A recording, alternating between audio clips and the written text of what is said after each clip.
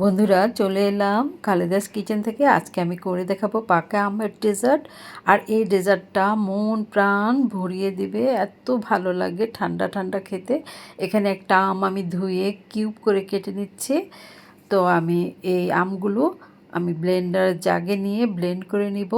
তো আমি এখন আমের কিউবগুলো ব্লেন্ডারের জাগে নিয়ে নিলাম। আর এখানে আমি 2 টেবিল চামচ চিনি দিয়ে দিলাম আর খানিকটা পানি দিয়েছি। আমি চিনি দিয়েছি, আমটা একটু মিষ্টি কম ছিল, মিষ্টি হলে চিনিটা স্কিপ করবে। তো পানি দিয়ে আমি ব্লেন্ড করে নিয়েছি।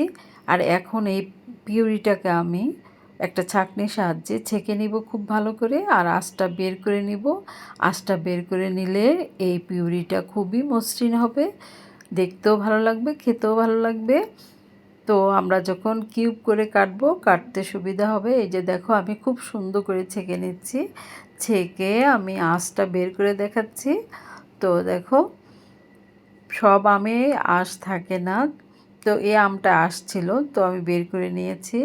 এখন এই আঁশটা ফেলে দিব। ফেলে আমের পিউরিটাকে আমি এখন 2 টেবিল চামচ চিনি, 2 চা চামচ উঁচু করে আগার আগার পাউডার, 1 ফোঁটা ফুড কালার দিব। দিয়ে আমি সবগুলো উপকরণ মিশিয়ে চুলোটা ধরিয়ে দিয়ে অনবরত নাড়তে থাকবো। তোমরা না চাইলে ফুড কালারটা স্কিপ করো, তো আমি দেখার সৌন্দর্যের জন্য দিয়েছি।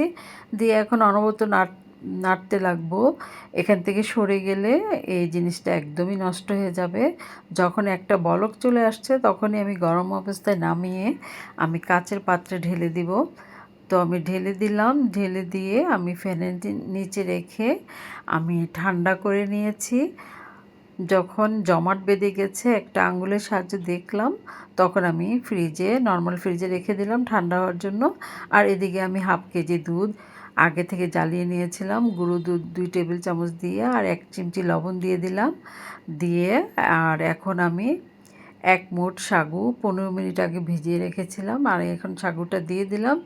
দিয়ে আর আমি 1/3 কাপ চিনি দিয়ে তো অনবরত নাড়তে লাগলাম। যখন সাগুটা ঘন হয়ে আসছে আর এই সাগুর দানাগুলো স্বচ্ছ কাচের মতো দেখাচ্ছে, তখন আমি নামিয়ে ঠান্ডা করে নিলাম। আর এদিকে আমার আমের পিউরিটা জমাট বেঁধে গেছে, দেখো খুব সুন্দর করে। এখন আমি এই আমের পিউরিটাকে কেটে নিব একটা ছুরির সাহায্যে। দেখতেই পাচ্ছ খুব সুন্দর করে কেটে নিচ্ছি কিউব করে। তো কেটে তো আমি এই কিউবগুলো উঠিয়ে নিলাম। উঠিয়ে আমি এখন সাগুটা নামিয়ে নিলাম ফ্রিজ থেকে, সার্ভ করে নিব। তো আমি একে একে সবগুলো পাত্রে উঠিয়ে নিচ্ছি। সাগুটা নিয়ে আমি এখন আমের কিউবগুলো দিয়ে দিব। তোমরা এই অবস্থায় এখানে তোমাদের পছন্দ মতো ফ্রুটস দিতে পারো, আপেল, আনার, কলা। আমি এখানে আমই দিলাম, এখন যেহেতু আমের সিজন, আম দিয়েই খাবো। আর এখানে দিয়ে দিলাম কাজু বাদাম, তোমরা চাইলে কাঠবাদাম, পেস্তা বাদামও দিতে পারো। তো আমার হাতের কাছে ছিল না, তাই আমি এখন আরেকটা কাপে সার্ভ করে দেখাচ্ছি। নিচে আমি আম দিয়েছি, উপরে আমি দিয়ে দিচ্ছি দুধ সাগুটা, আর তার উপরে আবার আমের কিউব দিয়ে উপরে বাদাম দিয়ে সাজিয়ে নেব।